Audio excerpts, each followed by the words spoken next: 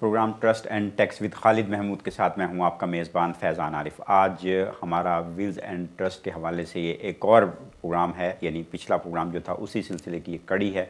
बहुत सारे लोगों ने टेलीफोन कॉल्स की पिछले प्रोग्राम में और बहुत सारे लोगों ने सवालात छोड़े। आज इस सिलसिले को आगे बढ़ाते हैं।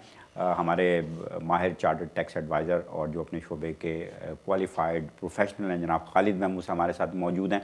खालिद साहब, ट्रस्ट के हवाले से बहुत सारी कन्फ्यूजन थी लोगों की, वो पूछना चाह रहे थे कि ट्रस्ट जो है इसकी ज़रूरत कब पेश आती है, विल से इसका क्या ताल्लुक है। आपने थोड़ी सी उसकी वजाहत भी की थी। लोग ये भी पूछना चाहते हैं कि इसका ब्लड लाइन प्रोटेक्शन से क्या ताल्लुक है, थोड़ी सी उसकी वजाहत कर दीजिए। और आज हमें बताया जा रहा है कि हम प्रोग्राम के पहले हिस्से से टेलीफोन कॉल्स लेंगे, क्योंकि पिछली दफ़ा बहुत सारी कॉल्स हम नहीं ले सके थे। इस पर थोड़ी सी बात कीजिए, फिर हम चलते हैं अपने देखने वालों की टेलीफोन कॉल्स की तरफ। शुक्रिया। ये थोड़ा सा मैं इसको रीकैप कर देता हूँ। पिछला जो प्रोग्राम था कि ट्रस्ट के हवाले में हमने जिक्र किया था कि दो ऐसे मौके हैं जहाँ ट्रस्ट आप कायम कर सकते हैं। ठीक, इसके फ़ायदे आगे हम जिक्र करेंगे। एक है लाइफ टाइम में आप कोई ट्रस्ट कायम कर सकते हैं, उसको आप डिस्क्रेशन ट्रस्ट लाइफ टाइम में कोई प्रॉपर्टी, कोई कैश आप डाल सकते हैं जो आपके बच्चे हैं ओवर 18 उनके लिए। और आम तौर पर ये काफ़ी पॉपुलर है, लोग उनके लिए स्कूल फ़ी प्लानिंग के लिए और बहुत सारे और मामलात के लिए लाइफ टाइम में आप ट्रस्ट बना सकते हैं। ठीक। और दूसरा जो है कि आप अपनी डेथ के ऊपर भी ट्रस्ट क्रिएट कर सकते हैं। ये हम जिक्र किया था कि ये ट्रस्ट जो है भी आपकी विल के थ्रू आप कायम कर सकते हैं। ठीक। तो इसके हवाले से हमने जिक्र किया था कि इस प्रोग्राम में आज हम ये डिस्कस करेंगे कि जो ट्रस्ट आप अपनी विल के अंदर लिखते हैं, अच्छा, वो नॉर्मली दो किस्म के ट्रस्ट विल के अंदर लिखते हैं, लाइफ इंटरेस्ट ट्रस्ट और डिस्क्रेशनरी ट्रस्ट। अच्छा, जो डिस्क्रेशनरी ट्रस्ट है आज वो हम डिस्कस कर रहे हैं। ठीक। ये इसको ब्लड लाइन प्रोटेक्शन या ब्लड लाइन ट्रस्ट भी कहते हैं। ठीक। उसके मुख्तलिफ नाम दिए गए हैं। ठीक। तो आज की गुफ्तगू में हम ये डिस्कस करेंगे, जैसे आपने जिक्र किया कि ये क्या है और किस तरह ब्लड लाइन ट्रस्ट जो है प्रोटेक्शन वो कैसे काम करता है, उसकी एक मिसाल ले लेते हैं। अगर आप से हस्बैंड वाइफ हैं, अच्छा, और आपने एक मिरर विल लिखी हुई है, ठीक है, ठीक। और उसका मिरर विल का मतलब ये है कि दो अलग अलग विल्स हैं। जब हस्बैंड खुदा न खास्ता फौत हो जाए तो हर चीज़ वाइफ को चली जाए। ठीक। जब वाइफ फौत हो जाए तो हस्बैंड को चली जाए। ठीक। तो इस सूरत हाल में जब सेकंड डेथ होती है तो आप चाहते हैं कि जो आपकी प्रॉपर्टीज़ हैं, जो आपके कैश है, वो आपके बच्चों को डायरेक्टली ना जाए। अच्छा, उसकी कई वजूहत हो सकती हैं। फ़र्ज़ करें आपके बच्चे छोटे हैं अभी, आपके बच्चे रिस्पॉन्सिबल नहीं हैं, या आपके बच्चे जब वो ले लेंगे अगर डायरेक्टली उनको मिल जाए, बड़े हैं, वो बिज़नेस कर रहे हैं, बैंक बिज़नेस में कोई मिसहैप हो जाए, बैंक्रप्सी हो जाए, तो उस सूरत हाल में जो अगर डायरेक्टली प्रॉपर्टी आपने उनको दी होगी विल सेकंड डेथ के ऊपर, तो उनके नाम पर होगी, या मैरिज ब्रेकडाउन उनकी हो जाए तो वो सेटलमेंट का हिस्सा बनता है। ठीक। अगर आपने विल के अंदर सेकंड डेथ के ऊपर एक ट्रस्ट कायम किया हुआ है, जैसे जिसको आप विल डिस्क्रेशनरी ट्रस्ट बोलते हैं, ठीक। ये एक प्रॉपर डिस्क्रेशन ट्रस्ट की फॉर्म है। ठीक। हमने पिछले प्रोग्राम में मुख्तलिफ ट्रस्ट डिस्कस किए थे। तो एक प्रॉपर आजकल वेरी पॉपुलर ट्रस्ट है। उसके अंदर ये है कि अगर फ़र्ज़ करें आपकी प्रॉपर्टी की वैल्यू टैक्स और फ्यूनरल एक्सपेंसेस और लोन निकाल के उसकी वैल्यू फ़र्ज़ करें 1 मिलियन, ठीक। और सेकंड डेथ के ऊपर वो जो है प्रॉपर्टी आप उस ट्रस्ट में डाल देते हैं। फ़र्ज़ करें आपके 2 या 3 बच्चे हैं, जितने भी बच्चे हैं, उसमें लिखा जाता है कि फॉर माई डिसेंडेंट्स, उसमें आपके बच्चे आ जाएंगे, आपके ग्रैंड चिल्ड्रन आ जाएंगे। तो ये एक पूरा आपका 125 ईयर्स के लिए एक उसमें ट्रस्ट में चली जाएगी। ठीक। जैसे मैं जिक्र किया, इसके बहुत सारे फ़ायदे हैं, जैसे प्रोटेक्शन के लिए है, लॉन्ग टर्म आपकी जनरेशनल प्रोटेक्शन के लिए है, और सबसे बड़ी बात यह है कि अगर जो प्रॉपर्टी ट्रस्ट के अंदर होगी उसके ऊपर दोबारा 40% टैक्स नहीं होगा। अच्छा, इसकी एक और मिसाल देता हूँ कि अगर आपने उसमें 1 मिलियन डाला था और आपके फ़र्ज़ करें 2 बच्चे थे और बच्चे हैं, और आपका फ़र्ज़ करें कि उनके पास अपने प्रॉपर्टीज़ हैं, अपना उनका इतने अलाउंसेस हैं कि एसेट्स हैं कि उनके अलाउंसेस 1 मिलियन से ऊपर हैं। अगर आप उनको 2 बच्चों को $500,000 ईच दे देंगे तो वो खुद उनका इनहेरिटेंस टैक्स का इशू स्टार्ट हो सकता है। ठीक। तो अगर ट्रस्ट के अंदर होंगे तो वो उनकी स्टेट का हिस्सा नहीं गिना जाएगा। ठीक ठीक। जितनी देर वो चाहें ट्रस्ट को डिसमेंटल भी किया जा सकता है। अच्छा। तो बहुत सारे ऐसी चीज़ें हैं जिनको टेलीविज़न प्रोग्राम में हम सारा एलेबोरेट नहीं कर सकते, सिचुएशन के मुताबिक उसको एक्सप्लेन किया जा सकता है। बिल्कुल ठीक। अभी हमें किसी ने कॉल की पिछले हफ्ते जब हमने प्रोग्राम ख़त्म किया, उन्होंने कहा जी हमने विल लिखवानी थी, किसी ने हमारा ट्रस्ट बना दिया, तो हम ये समझते थे कि ट्रस्ट बन गया तो समझिए कि हर चीज़ जो है वो इन HMRC की नज़र से छुप गई, अब वो महफूज हो गए। ट्रस्ट का मतलब ये है कि अब, लेकिन कहने लगे कि खालिद साहब ने जिस तरह से हमें बताया कि ये ट्रस्ट क्या है और ये कितनी तरह का होता है, इसकी ज़रूरत क्यों पेश आती है, इसके फ़ायदे नुकसान क्या हैं, वो कहते हैं कि खालिद साहब ने जिस तरह हमें एजुकेट किया है, अब हमें आसानी हो गई है, सहूलत हो गई, हमें ये भी पता चल गया कि ट्रस्ट कहाँ बनाना चाहिए और कहाँ नहीं बनाना चाहिए और इसके कितने क्या फ़ायदे हो सकते हैं। तो इस तरह की जो यानी हमारे जो प्रोग्राम्स का जो सिलसिला पहले जब हमने इस सिलसिले से पहले शुरू किए थे प्रोग्राम, उसमें हमने आगाज़ ही यहीं से किया था, विल और ट्रस्ट से, तो लोगों को अब थोड़ी सी अवेयरनेस भी हो गई है। अवेयरनेस होने के बाद उन्हें ये भी एहसास हुआ कि ये गैर ज़रूरी तौर पे हमारा ट्रस्ट बन गया था, इसको हम डिसमेंटल भी कर लें। तो अभी आपने डिस्क्रिशनरी ट्रस्ट के बारे में बताया, तो क्या ये हर चीज़ को कवर करता है या ये भी एक इसके ख़ास टर्म्स कंडीशन है? हाँ, इसके लिए जैसे मैंने जिक्र किया, लाइफ टाइम में बहुत सारे लोगों को कहा गया कि जनाब आप अपनी लिविंग ट्रस्ट बना लें। लिविंग ट्रस्ट की डेफिनेशन को बहुत मिसयूज़ मेरे ख्याल में हुई है। मोस्टली ये होता है जिनके एसेट्स जो हैं उनकी वैल्यू बहुत कम है, फ़र्ज़ करें 325,000 पाउंड से भी कम है, ठीक, उनको लिविंग ट्रस्ट के ऊपर हम आने वाले दिनों में एक प्रोग्राम करेंगे, उनके लिए हो सकता है कि वो सूटेबल हो। जिनकी प्रॉपर्टीज़ की वैल्यू आजकल बहुत ज़्यादा, वैसे आपको पता है कि लंदन में ख़ास तौर पर बहुत, ये दोनों बड़े शहरों में प्रॉपर्टी की वैल्यू बहुत ज़्यादा है, उनके लिए लाइफ टाइम में लिविंग ट्रस्ट वगैरह बनाना बहुत फेटल है। अच्छा। उसकी एक मिसाल लेता हूँ कि लाइफ टाइम की जिक्र कर लें डिस्कशन ट्रस्ट, उसमें अज्यूम करें कि आपकी प्रॉपर्टी की वैल्यू है 1 million pound, husband wife own करते हैं, उनको कहा गया कि जनाब आप लिविंग ट्रस्ट बनाएं। अच्छा। उन्होंने क्या किया कि उन्होंने ट्रस्ट में प्रॉपर्टी डाली, ट्रस्ट बनाया, उसको फ़लाँ फैमिली ट्रस्ट कह के उसमें प्रॉपर्टी डाल दी।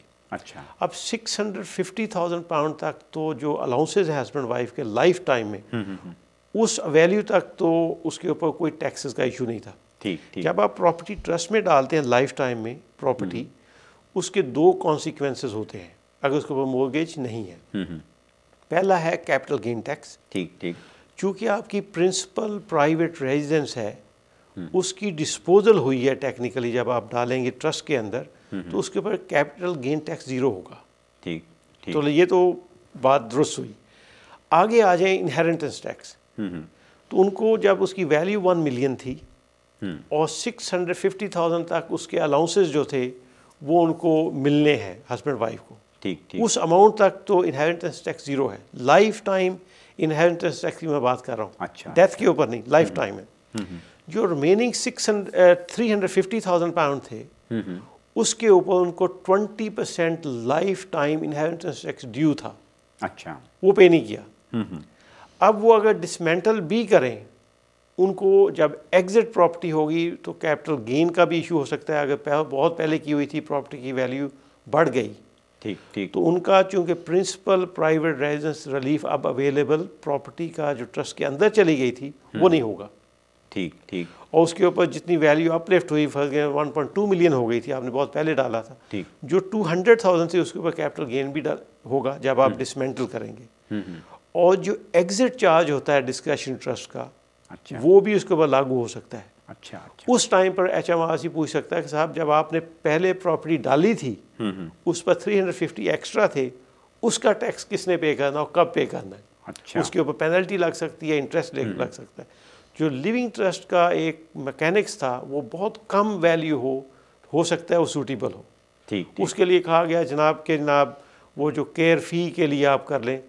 अगर आपने ट्रस्ट इस मकसद के लिए बनाया कि केयर फ़ी का आपको मसाइल ना हो, तो एंटी अवॉइडेंस है, डिलिबरेट डेप्रिवेशन रूल्स हैं, उसके मुताबिक वो आपका फिर भी आपकी प्रॉपर्टी काउंसिल, लोकल काउंसिल उसके ऊपर वो ले सकती है।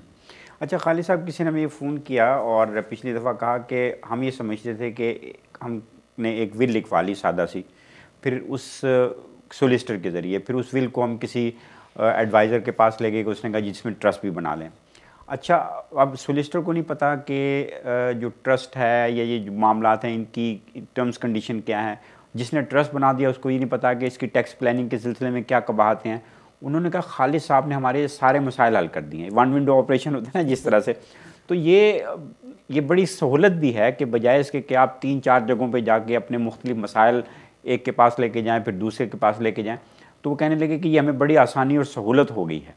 बल्कि मुझे बताया जा रहा है लोग होल्ड भी किए मैं टेलीफोन लाइन पे। आपकी तारीफ मैं बाद में करूँगा, पहले मैं टेलीफोन कॉल ले लेता हूँ। देखते हैं जी कौन है हमारे साथ। Hello.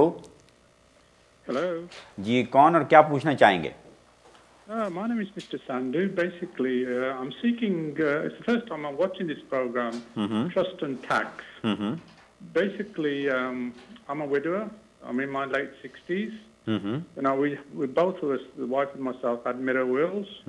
Obviously, you know, once wife, you know, she passed away very suddenly a few years ago.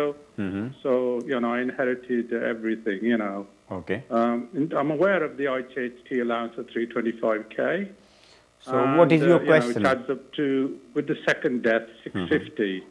Now, I have assets. I have apart from my home, I have another home, and the value of the both properties relate to, I would say, probably about 700,000, and I've got funds, the rest of the funds, pensions and so forth, assets at least 300k. Right. So what I want to know basically is, you know, I want to update my will, but can I bequeath? I've given some money to my son, basically virtually to the value of the other property that I have. Can I bequeath one of the, not my main home, the other property to my daughter, as that will basically, you know, I've always given 50% to my son and daughter who are adults. Okay. You know, but how can I basically prevent my son-in-law having that part so that he doesn't inherit? Do I have to make a discretionary will or a trust in order to prevent that? Okay, that's fine. I put your question in front of Khalid Mahmood Saab. Maybe he needs to ask some more questions. Just stay online, and Khalid Saab replying your answering your question. Yeah. Okay, I appreciate that. Thank you. Yes, I need to know a little bit more about, as you mentioned, you had a mirror will and whether probate was done in the first death. And if it's not, we would like to see whether your Mrs. allowance is still available. This should be available if assets are transferred to you at that time and those allowances not being utilized. So I think generally, if your assets are below 1 million and you got, depending when your wife actually passed away, if it's after 2017, then resident real rate band, certain part still will be available, plus £325,000 also available, depending. So I think you can contact me later on. I need a little bit more details. Then I can tell you how you could transfer or gift your second property to your son or son-in-law more tax efficiently, still utilizing your Mrs. which she passed away, their allowances and your allowances. No problem whatsoever. As I say, my wife passed away in 2015, and I'm aware of the 7-year rule as well, you know, in terms of that one has to survive 7 years before the assets, you know, that comes out of your assets, you know. But please ask me any question that you need to so that the situation can be clarified. Yes, as I said, if you can leave your telephone number and name in the studio, then I probably ring you later on tomorrow and we can clarify and then I can advise you further. I think you have got answer of your question, and if there is anything else, he will contact you later on.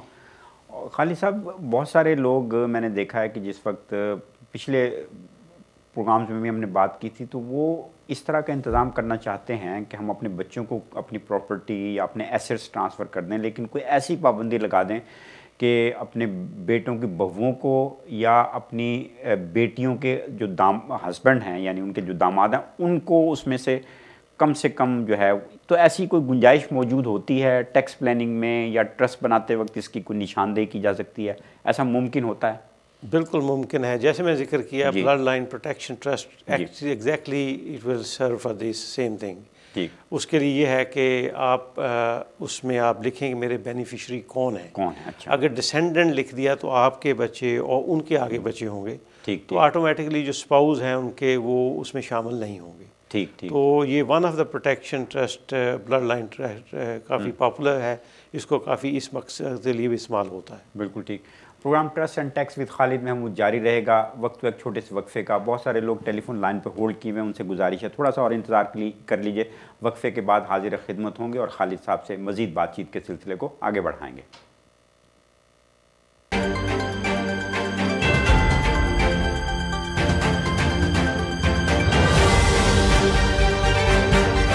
Programme trust and tax with Khalid Mahmood के साथ फिर से हाजिर खिदमत हैं। आज हम बात कर रहे हैं ट्रस्ट और इससे रिलेटेड जो विल के टर्म्स एंड कंडीशन हैं उस पर, और बहुत सारे लोग टेलीफोन लाइन पे भी हैं। आगाज़ करते हैं टेलीफोन कॉल से ही और फिर खालिद साहब के सामने कुछ और सवालात रखेंगे। हेलो जी। हाँ जी, रियाज बोल रहा हूँ विंदर से। जी रियाज साहब, छोटा सा सवाल है जी फरमाइए। मुझे एक NGO बनानी है जो कि वेलफेयर का काम करे, तो उस सिलसिले में मुझे पता करना था कि क्या करना होगा मुझे। NGO बनानी है, अगर NGO बना रखी है तो उस सिलसिले में कोई टैक्स प्लानिंग या कुछ वो खालिद साहब जवाब दे सकते हैं, लेकिन बनाई किस तरह जा सकती है इस सिलसिले में शायद थोड़ी सी आपकी रहनुमाई कर सकें वो। शुक्रिया। ये भी एक्चुअली आजकल प्रॉब्लम यही है कि ऑनलाइन सारे दफ्तर तो बंद मिलते हैं मुझे। ठीक। और ये इन हालात में लोगों की मदद करना वो भी ज़रूरी हो गया है। ठीक है, चलिए आप जवाब सुनिए इनका, वो बताते हैं आपको। जी अच्छा जी, NGO के लफ्ज़ से मैं उसकी टर्मिनोलॉजी थोड़ी चेंज कर देता हूँ। UK में आप उसको चैरिटी अगर बना लें, जी वही चैरिटी है। चैरिटी भी एक ट्रस्ट है, ट्रस्ट का जो जिक्र हो रहा है, ठीक, चैरिटी भी एक ट्रस्ट है। उसकी 3 शक्लें हो सकती हैं। आप एक बेसिक ट्रस्ट डीड से चैरिटी बना के चैरिटी कमीशन में रजिस्टर कर सकते हैं, और उसको बाद में आप HMRC में भी रजिस्टर कर सकते हैं। दूसरी उसकी तरीका है कि एक चैरिटी कमीशन ने एक नया डॉक्यूमेंट दिया है, इनकॉर्पोरेट ऑर्गेनाइजेशन उसको बोलते हैं, उसके तहत भी हो सकती है और लिमिटेड कंपनी भी बन सकती है। 3 उसके तरीके होते हैं, वो चैरिटी कमीशन के वेबसाइट पर भी लगे हुए हैं। तो अगर आप चैरिटी कमीशन में रजिस्टर कर लें, आपका मिनिमम जो इनिशियल कलेक्शन होनी चाहिए वो मेरा ख्याल है कि 5,000 मिनिमम होनी चाहिए, उससे कम हो तो वो रजिस्टर 5,000 सालाना शुरू में। अच्छा, तो वो हो जाए तो आप आसानी से रजिस्टर करें, 2-3 मिनिमम या 3 ट्रस्टी बनाएं और फिर आप उसका काम स्टार्ट कर सकते हैं। अगर उसमें फ़ायदा भी ये है कि जो लोग रजिस्टर चैरिटी को अपने डोनेशन देंगे उनको तो फ़ायदा 20% टैक्स पेयर हैं, तो उनको उनका जो टैक्स उन्होंने दिया होगा आप वो क्लेम कर सकते हैं। फ़र्ज़ करें किसी ने अगर आपको 100 पाउंड दिए हैं तो आप 25 पाउंड ऊपर चैरिटी क्लेम कर सकती गिफ्ट एड के तहत। अगर 40% टैक्स पेयर है फिर भी चैरिटी क्लेम करेगी 25 पाउंड, लेकिन जो डोनर है उसको भी मज़ीद तकरीबन 18% रिफ़ंड उनको भी मिलेगा। तो एक बड़ी अच्छी चीज़ है। आजकल जो चीज़ें चल रही हैं, आप चैरिटेबल काम करना चाहते हैं, उसको NGO कह लें बेशक, लेकिन चैरिटी कमीशन में चैरिटी रजिस्टर करें और फिर उसको आप चला सकते हैं। शुक्रिया। चलिए, आपको आपके सवाल का जवाब मिल गया। अगली कॉल लेते हैं, देखते हैं जी हमारे साथ कौन है। हेलो जी, कौन और क्या पूछना चाहेंगे? I was asked to wait. My question is similar to previous caller. It's similar to that we are husband and wife. We have reached past 60 years of age. We got a property which is the value has gone up drastically over the period, and we got a small saving as well. And so it would for inheritance tax threshold will be about that. Now we would like to partial gift the property we're living in. We're going to give it partially half of it to our 2 daughters. Okay. So me, my husband, and 2 daughters will have 25%. Now, my question is, if we gift it to our daughters, can we continue living in that property? And if it's okay to live, or will there any be tax implication to our daughters? Okay, that's fine. We got your question. I think it's very interesting. What's the value of the property? What's the value of property? I believe it's over 800. Okay, 800,000. It could be 900 a little bit, because the other properties going around in this area is going about 850, 900. So it could be about that. Okay, that's fine. Stay on the line. Maybe he needs to ask something else. Ji Khalid Saab. Okay, thank you. Thank you. I did mention similar question a few programs before.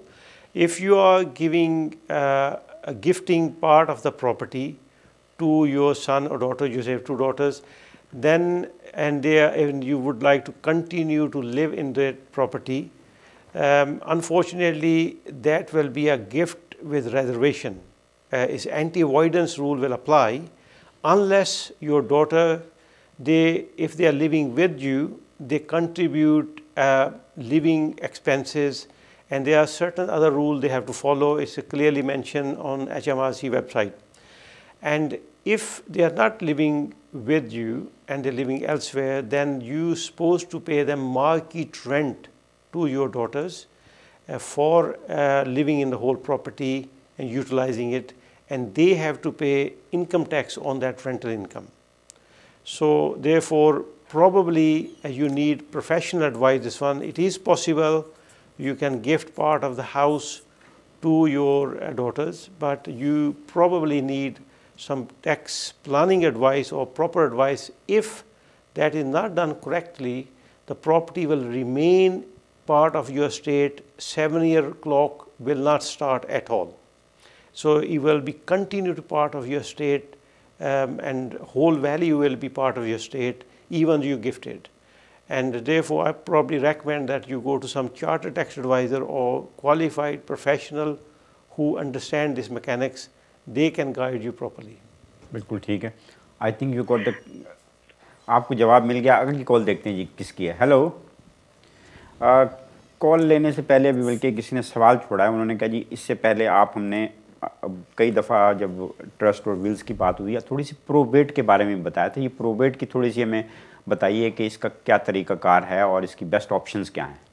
हाँ, probate जो है वो unfortunate situation में ही probate, जब somebody dies. उसकी वजह यह है कि कई लोग ऐसे हैं जो, सॉरी मैं बात आपकी काट रहा हूँ, उन्होंने सिचुएशन ये बताई है कि इस कोविड-19 की वजह से अब बहुत सारे लोग हैं जो दुनिया से चले जा रहे हैं, तो अब ज़ाहिर है अगर वो दुनिया से कोई रुखसत हो जाते हैं तो फिर प्रोबेट की भी ज़रूरत पेश आती है. तो उसके लिए उन्होंने पूछा. फ़र्ज़ करें, इसकी सादा मिसाल लेके वाज़े कर लेते हैं कि प्रोबेट जो है एक लीगल प्रोसेस है जिसमें आपकी जो एसेट्स हैं, प्रॉपर्टीज़, जो बैंक अकाउंट हैं, जो आपकी वफ़ात के बाद आपके जो डिसेंडेंट हैं उनको मिलने हैं. और किस तरह मिलने हैं, वो लीगल प्रोसेस को आप प्रोबेट कह सकते हैं. सादा वो कह रहे हैं इसके लिए किससे राब्ते की ज़रूरत है हमें. हाँ, उसके लिए ये चाहिए कि देखना पड़ेगा जो आदमी फौत हुआ है उसकी विल बनी हुई थी. अच्छा अच्छा. अगर विल बनी हुई थी उसके अंदर एग्जैक्टर मुकर्रर किया होगा या एग्जैक्टर्स होंगे, वो अब उनकी ज़िम्मेदारी है कि वो आपके तमाम एसेट्स को इकट्ठा करें, आपकी लाइबिलिटीज़ को पे करें, सारे खर्चे पे करें. उसके बाद जो नेट अमाउंट बचती है उसको विल में जो आपकी इंस्ट्रक्शन लिखी हुई हैं किसको क्या जाना चाहिए उसके मुताबिक वो डिस्ट्रीब्यूट कर दें. अगर उनकी विल नहीं बनी हुई थी तो फिर रूल ऑफ इंटेसेसी विल अप्लाई. उसका मतलब ये है कि अगर हस्बैंड फौत हुआ है तो वाइफ को फर्स्ट 270,000 पाउंड टैक्स फ्री मिलेंगे. ठीक ठीक. और बाकी जो अमाउंट बचेगी टोटल उसका 50% फिर उसको टैक्स फ्री मिलेगा मिसेज को. अच्छा. या अगर हस्बैंड वाइफ फौत होगी तो उसका वाइस वर्सा सेम होगा. ठीक. जो बाकी उसमें 50% बचेगा वो बच्चों को फिर डिस्ट्रीब्यूट हो सकते हैं. वो प्रॉपर एक रूल्स हैं, रूल ऑफ इंटेसेसी, उसके मुताबिक होगा. बिल्कुल ठीक है. कॉल लेते हैं जी, फिर मजीद सवाल जवाब की तरफ चलेंगे. हेलो जी, कौन और क्या पूछना चाहेंगे. हेलो जी, अस्सलाम वालेकुम. वालेकुम सलाम जी. मेरा सवाल ये है, पूछना है कि मेरे पास 3 प्रॉपर्टी हैं. उसमें एक में तो मैं खुद रहता हूँ और एक मैंने रेंट आउट की हुई जो बाई टॉयलेट पे, और एक तीसरी प्रॉपर्टी वो मैंने एज ए रेजिडेंशियल ली है, और लेकिन उसमें मेरे पेरेंट्स रहते हैं. ठीक ठीक. तो मतलब मैं उसकी मॉर्गेज में ही देता हूँ, उनसे कुछ रेंट वगैरह तो लेता नहीं हूँ मैं। तो इसमें कुछ मुझे HMRC में डिक्लेयर करना पड़ेगा या डिक्लेयर करने की ज़रूरत नहीं है कुछ? ठीक जी खालिद साहब। जी, जो तो प्रॉपर्टी आप रेंट के ऊपर दी हुई है बाय टू लेट, ज़ाहिर है उसका तो आपको रेंट डिक्लेयर करना चाहिए हर साल।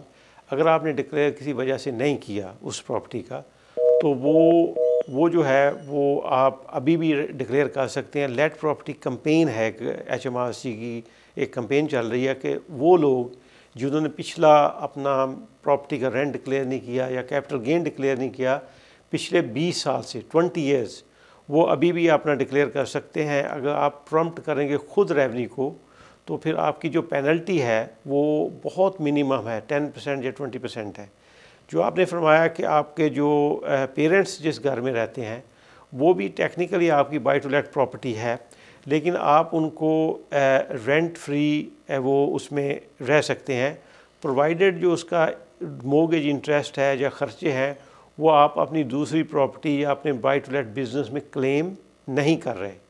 उसका कोई ख़र्चा क्लेम ना करें तो वो फिर मेरे ख़्याल में वो उसमें रेंट फ्री रह सकते हैं, उसका जो डिस्क्लोजर ज़रूरी नहीं है।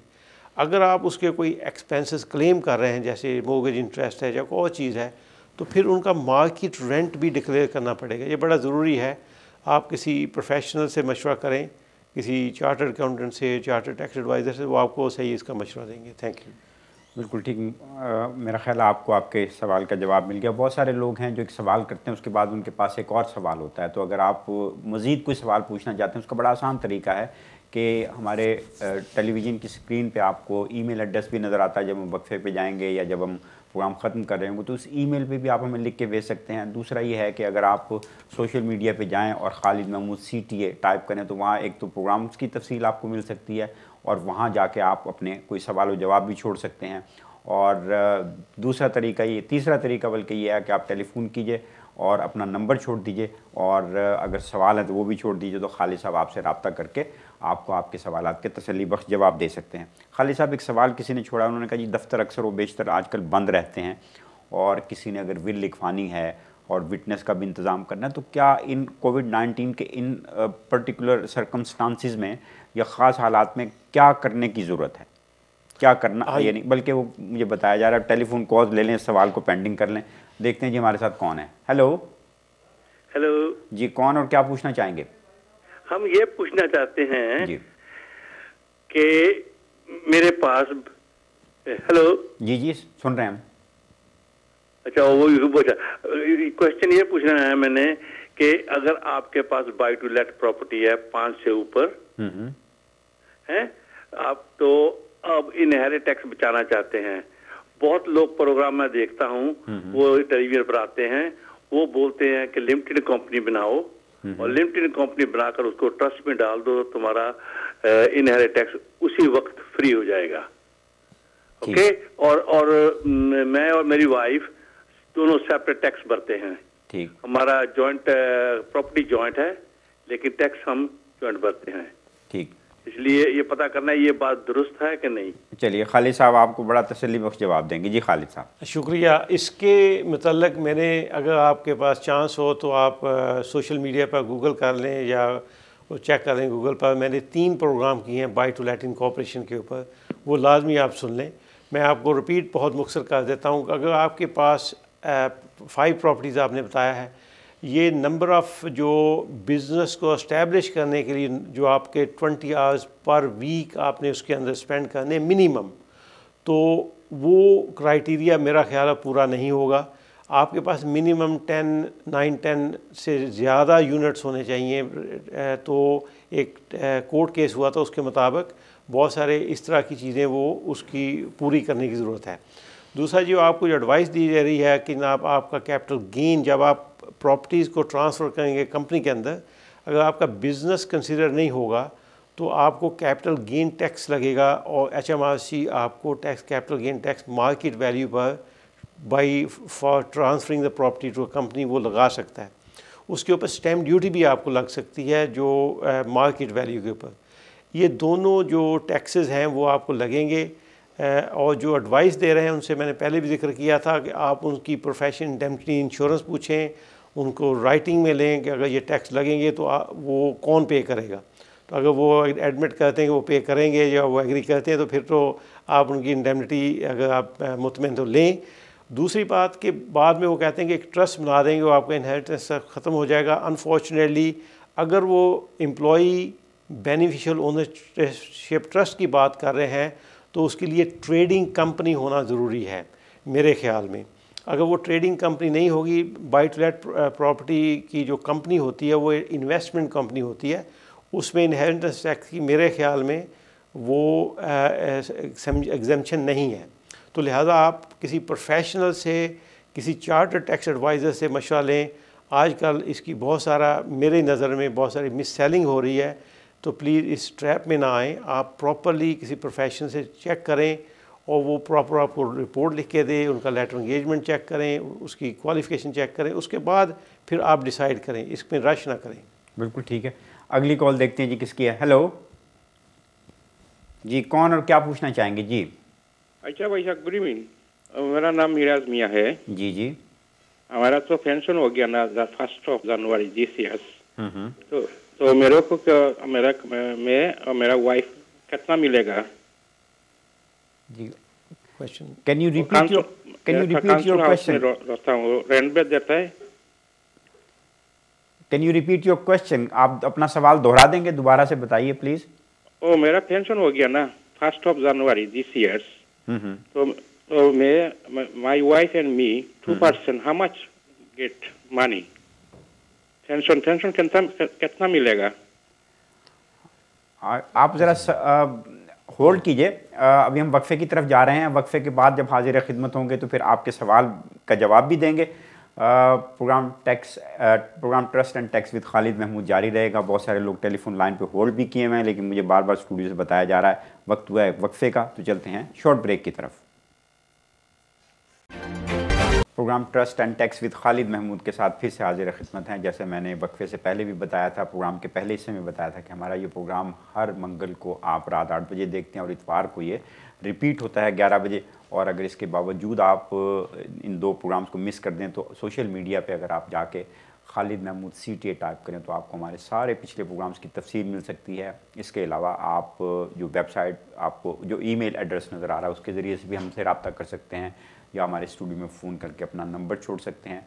और अगर कोई आपने ऑफ द रिकॉर्ड बात पूछनी है, बहुत सारे लोग शर्माते हैं कि अपने ज़ाती मामला टेलीफोन के ज़रिए लाइव प्रोग्राम में डिस्कस ना करें, तो वो अपना नंबर भी छोड़ सकते हैं। खालिद साहब आपको उसका प्रॉपर मशवरा भी देंगे और आपके सवालात के जवाब भी देंगे।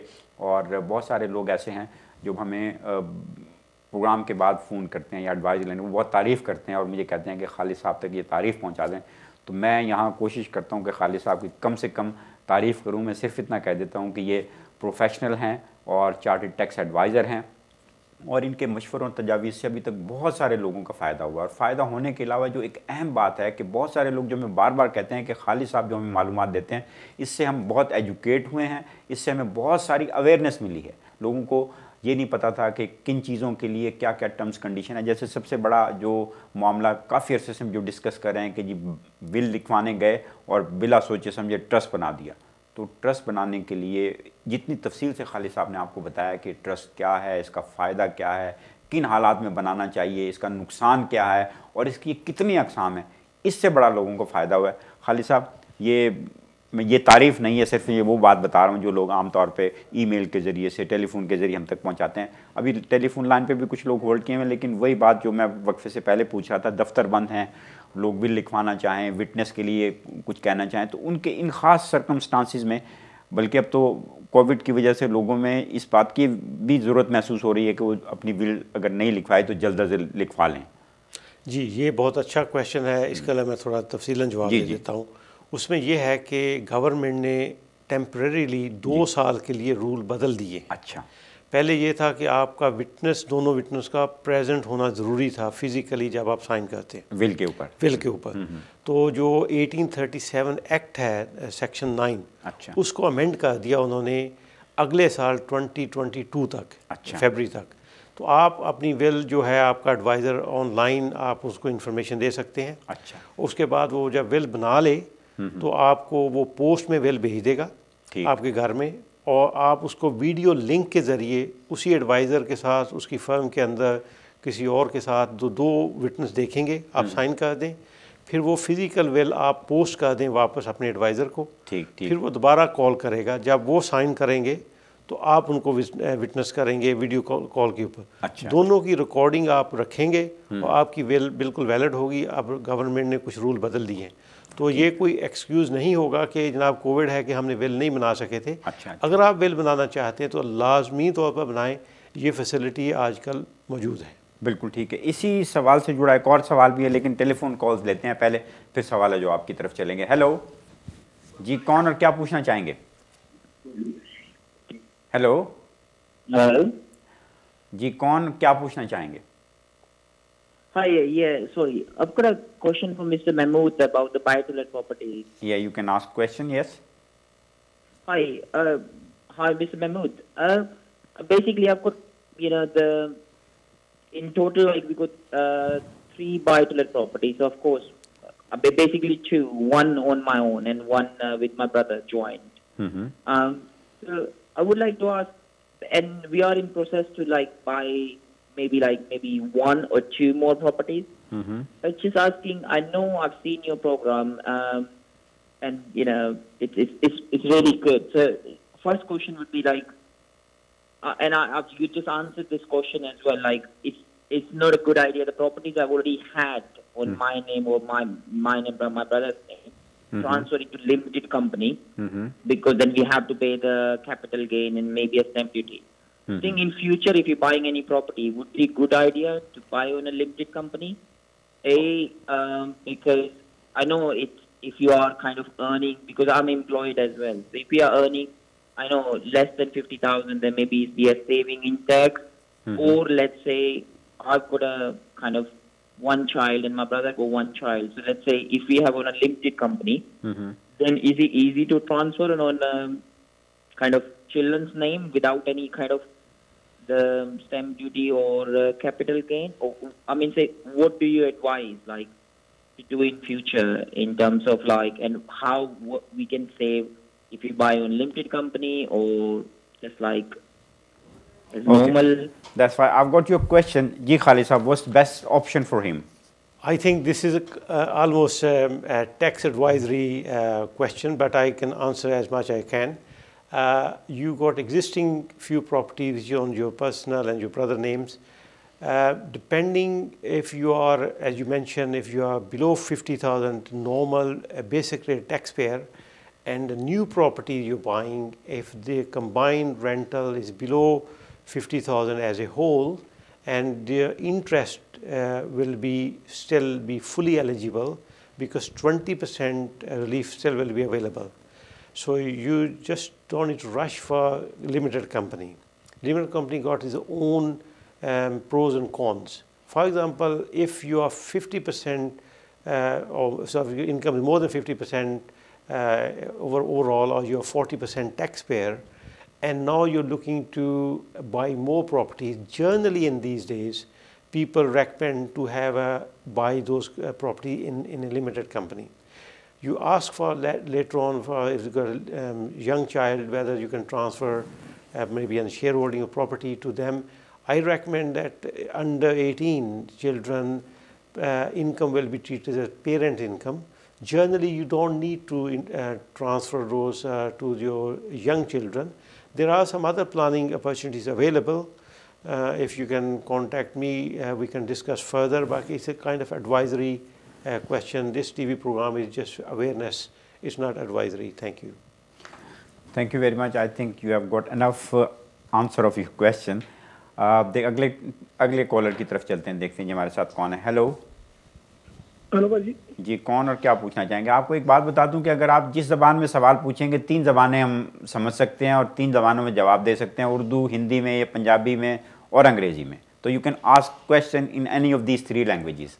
हाँ जी, पंजाबी बोलो, हिंदी पंजाबी बोलो जी, पंजाबी भी बोल लेने। दसो की सवाल है ਤੁਹਾਡਾ? भाई सवाल है, मैंने प्रॉपर्टी ਲਈ ਨੂੰ 10 ਸਾਲ ਹੋ ਗਏ, 10 ਸਾਲ ਇਹ 10 year ਹੋ ਗਏ, ਤੇ ਮੈਂ ਨਾ 250 ਦੀ ਪ੍ਰॉपर्टी ਲਈ ਸੀ ਆਪਣੀ। ਤੇ ਹੁਣ ਮੈਂ ਬਾਏ ਇੱਕ ਪ੍ਰੋਪਰਟੀ ਹੋਰ ਬਾਏ ਕਰਨੀ ਚਾਹੁੰਦਾ, ਇਹਦੇ ਉੱਪਰੋਂ ਹੀ ਲੋਨ ਲੈ ਕੇ ਜਿੱਦਾਂ ਹੈ ਨਾ, ठीक है, ਤੇ ਕਿੱਦਾਂ ਇਹ ਲੈ ਸਕਦੇ ਆ, ਮਿਲ ਸਕਦਾ ਇਹਦਾ ਲੋਨ ਤੋਂ? ठीक है, ਤੁਹਾਡੇ ਸਵਾਲ ਦਾ ਜਵਾਬ ਖਾਲਿਦ ਸਾਹਿਬ ਦਿੰਦੇ ਨੇ, ਤੁਸੀਂ ਜ਼ਰਾ ਲਾਈਨ ਤੇ ਰਹਿਣਾ ਜੀ। ਅਗਰ ਤੇ ਤੁਸੀਂ ਲੋਨ ਦਾ ਪੁੱਛ ਰਹੇ ਹੋ ਕਿ ਨਵੀਂ ਪ੍ਰਾਪਰਟੀ ਵਾਸਤੇ ਲੋਨ ਲੈ ਸਕਦੇ ਹੋ, ਉਹਦੇ ਵਾਸਤੇ ਤੁਸੀਂ ਕਿਸੇ IFA ਨਾਲ ਰਾਬਤਾ ਪਲੀਜ਼ ਕਾਇਮ ਕਰੋ। ਜਿਹੜੀ ਪਹਿਲੀ ਸੀ ਪ੍ਰਾਪਰਟੀ ਅਗਰ ਵੇਚੀ ਹੈਗੀ ਆ, ਅਗਰ ਮੈਂ ਸਮਝਿਆ ਹੈਗਾ, ਨਹੀਂ ਉਹਨਾਂ ਕੋਲ ਹੈਗੀ ਹੈ ਤੇ ਮਜ਼ੀਦ ਲੈਣਾ ਚਾਹੁੰਦੇ, ਮਜ਼ੀਦ ਲੈਣਾ, ਤੁਸੀਂ ਪਹਿਲੀ ਪ੍ਰਾਪਰਟੀ ਨੂੰ ਰੀਫਾਈਨਾਂਸ ਕਰ ਸਕਦੇ ਹੋ। ਰੀਫਾਈਨਾਂਸ ਕਰਕੇ ਜਿਹੜੀ ਮਨੀ ਵਿੱਚੋਂ ਨਿਕਲੇਗੀ ਉਹਨੂੰ ਵਿੱਚ ਡਿਪੋਜ਼ਿਟ ਦੇ ਕੇ ਨਵੀਂ ਪ੍ਰਾਪਰਟੀ ਵੀ ਖਰੀਦ ਸਕਦੇ ਹੋ। ਡਿਪੈਂਡ ਕਰਦਾ ਤੁਹਾਡੀ ਓਵਰਆਲ ਇਨਕਮ ਜਿਹੜੀ ਹੈ ਪ੍ਰਾਪਰਟੀ ਰੈਂਟਲ ਤੋਂ ਇਲਾਵਾ ਕਿੰਨੀ। ਆਮ ਤੌਰ 'ਤੇ ਅਸੀਂ ਦੇਖਿਆ ਕਿ ਬੈਂਕ ਜਾਂ ਲੈਂਡਰ ਜਿਹੜੇ ਨੇ ਉਹ 25,000 ਤੋਂ ਜ਼ਿਆਦਾ ਕੋਈ ਹੋਰ ਇਨਕਮ ਹੋਵੇ, ਜੈਸੇ ਇੰਪਲੋਇਮੈਂਟ ਜਾਂ ਬਿਜ਼ਨਸ ਤੋਂ ਇਨਕਮ ਹੋਵੇ, ਡਿਵੀਡੈਂਡ ਹੋਵੇ, ਤੇ ਫਿਰ ਬਾਈ ਟੂ ਲੈਟ ਪ੍ਰਾਪਰਟੀ ਦੂਸਰੀ ਜਾਂ ਤੀਸਰੀ ਲੈਣਾ ਉਹਦੇ ਵਾਸਤੇ ਕਾफ़ी ਆਸਾਨੀ ਹੁੰਦੀ ਹੈ। मेरा ख्याल कि तुसी किसी IFA ਨਾਲ राब्ता करो। Thank you. बिल्कुल ठीक। अगली कॉल देखते हैं जी किसकी है। बल्कि कॉल पे जाने से पहले किसी ने एक सवाल छोड़ा है कि खालिद साहब आप हमेशा ये कहते हैं कि जब आप टैक्स के सिलसिले में, ट्रस्ट के सिलसिले में या कोई जब आप विल लिखवाने जा रहे हैं, ये सारे जो एक चीज़ एक दूसरे से जुड़ी हुई चीज़ें हैं ज़ाहिर है ये, तो आप ये कहते हैं किसी प्रोफेशनल क्वालिफाइड से आप रब्ता करें। तो उन्होंने पूछा है कि हम कैसे चेक करें। कहने लगे हम आपकी वेबसाइट पे गए, हेडलीज एंड को वहाँ देखा तो आपकी क्वालिफ़िकेशन सारी वो उस तरह से लिखी हुई है। बहुत सारे लोग ऐसे हैं जिनकी वेबसाइट हैं लेकिन उन पे वहाँ कहीं निशानदेही नहीं, तो उसका क्या तरीक़ाकार क्या है? बहुत आसान तरीका आजकल। फ़र्ज़ करें कि आप देखना चाहते हैं कि person is a chartered tax adviser, आप गूगल करें जो CTA के लिए और जो इंस्टीट्यूट है CIOT, अच्छा। उसके वेबसाइट पर जाके उनकी डायरेक्टरी में उनका नाम होगा, उनको टेलीफोन करके पूछ सकते हैं। अगर लॉयर है तो लॉ सोसाइटी से, अच्छा। या लीगल सर्विस बोर्ड से, जहाँ से भी वो रजिस्टर है। तो ये आजकल सारी चीज़ें ऑनलाइन अवेलेबल हैं। अब मेक श्योर करें कि जो आपको ट्रस्ट की टैक्स की एडवाइस कर रहा है एटलीस्ट उसकी अपनी क्वालिफिकेशन तो चेक करें कि उसकी क्या क्वालिफिकेशन है, क्या एक्सपीरियंस है उसका, क्या वो खुद कर रहा है या किसी से आगे बनवा रहा है।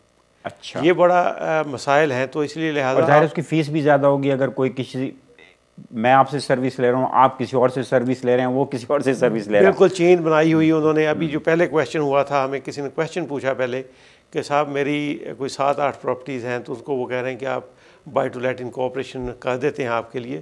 उन्होंने बहुत हैवी फ़ीस मांगी उनसे, जबकि हमें पता चला कि वो खुद क्वालिफाइड नहीं थे और उन्होंने आगे किसी से करवाना था काम। तो ये इस तरह की आजकल के हालात में इस तरह होना नहीं चाहिए। आपको डायरेक्ट एक्सेस होनी चाहिए आपके एडवाइज़र के पास। आप उसे क्वेश्चन करें, जब मुतमिन हो जाएं आपके अजीज़ व अक़ारब, उनसे कहें कि जनाब अगर आपको नहीं पता है इनको चेक करें।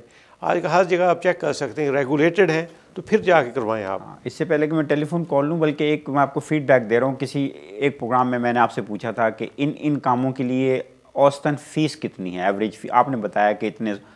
तो एक और जिन्होंने ये सवाल मुझे भेजा था, मैंने आपसे किया, तो उन्होंने कहा कि वाकई खालिद साहब हमसे तो हज़ारों पाउंड लिए गए हैं। जिस काम के लिए आपने 800-900 पाउंड बताए, पता चला उसके लिए तो 4-5 हज़ार पाउंड चार्ज कर ली गई और काम भी पूरा नहीं हुआ। हाँ, बहुत से लोगों को हमने देखा कि उनको एक सेट दिया जा रहा है कि तकरीबन 2500 या 2700 तक फ़ीस, उसमें जी आपका ट्रस्ट भी है, उसमें फ़लाँ चीज़ है, जिसमें ट्रस्ट की हो सकता है ज़रूरत ना हो। ठीक। हाँ, अलबत्ता मैंने जिक्र किया था कि आप विल बना रहे हैं, आप प्रोटेक्शन देनी है आपने। ठीक।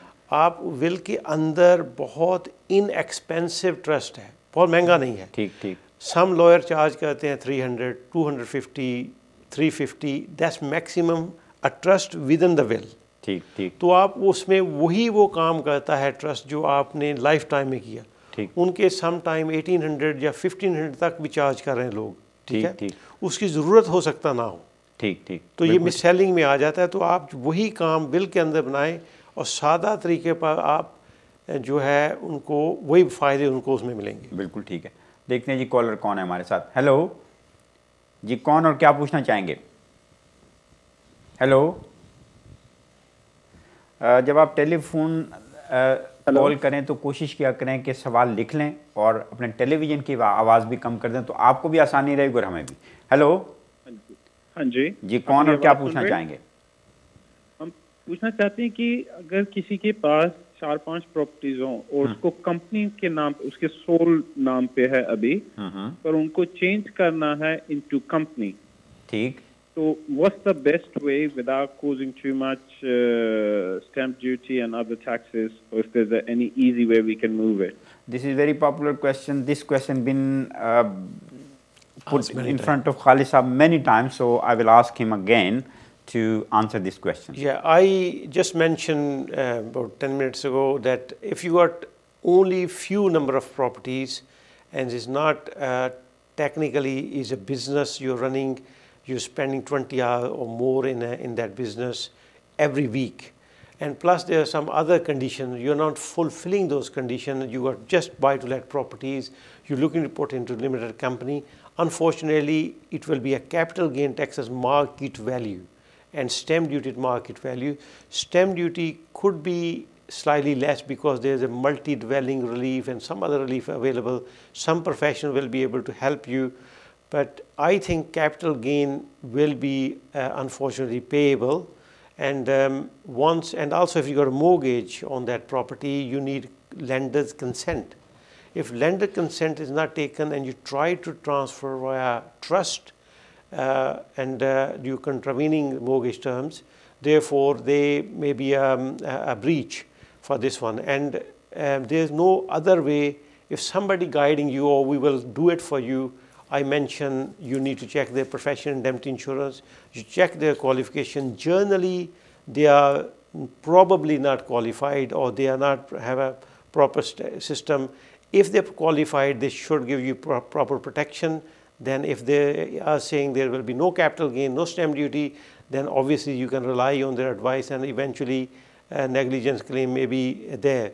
So you please be careful. I'm telling all my listeners or people who are watching that they should be very careful on that. बिल्कुल ठीक। इसके साथ ही program trust and tax with Khalid Mahmood का वक्त अपने अख्ताम को पहुंचता है। हमारी स्क्रीन पे आपको ईमेल एड्रेस नज़र आ रहा होगा, उस पर आप अपना सवाल या अपनी जो भी एडवाइस लेना चाहते हैं उसकी तफसील लिख के भेज सकते हैं, या हमारे स्टूडियो में अपना नंबर छोड़ सकते हैं। और उन लोगों का मैं बहुत शुक्रिया अदा करता हूं जो हमें फ़ीडबैक देते हैं, और जो खालिद महमूद CTA की जो सोशल मीडिया का लिंक है उस पर जाके अपनी राय भी देते हैं, और अपने सब उनका भी मैं शुक्रिया अदा करता हूं। और उनकी वजह से हमें पता चलता है कि जो हमारा प्रोग्राम है कहाँ कहाँ तक पहुँच रहा है और किन किन लोगों को इसका फ़ायदा हो रहा है। ख़त्म करने से पहले खालिद साहब बताना चाहेंगे कि अगले प्रोग्राम में क्या होगा? हाँ, अगले प्रोग्राम में हम विल्स और ट्रस्ट को जारी रखेंगे, लेकिन उसमें हम विल के अंदर जो लाइफ इंटरेस्ट ट्रस्ट बनाया जाता है दूसरे स्पाउस के लिए, अगर यंग्स हैं और उनके लिए मैरिज ब्रेकडाउन हो जाए, जब कोई वफ़ात हो जाए तो दोबारा मैरिज और बच्चों का क्या पोजीशन बनती है, लाइफ इंटरेस्ट ट्रस्ट जो है वो उसके लिए हम सब बात करेंगे, पर्टिकुलरली अगले वीक ये बात होगी। इसके साथ ही अपने मेज़बान फैज़ान आरिफ और trust and tax with Khalid Mahmood साहब के जो हमारे एक्सपर्ट हैं, क्वालिफाइड और प्रोफेशनल हैं, चार्टर्ड टैक्स एडवाइज़र हैं, उन्हें भी इजाज़त दीजिए। अगले हफ्ते मुलाकात होगी।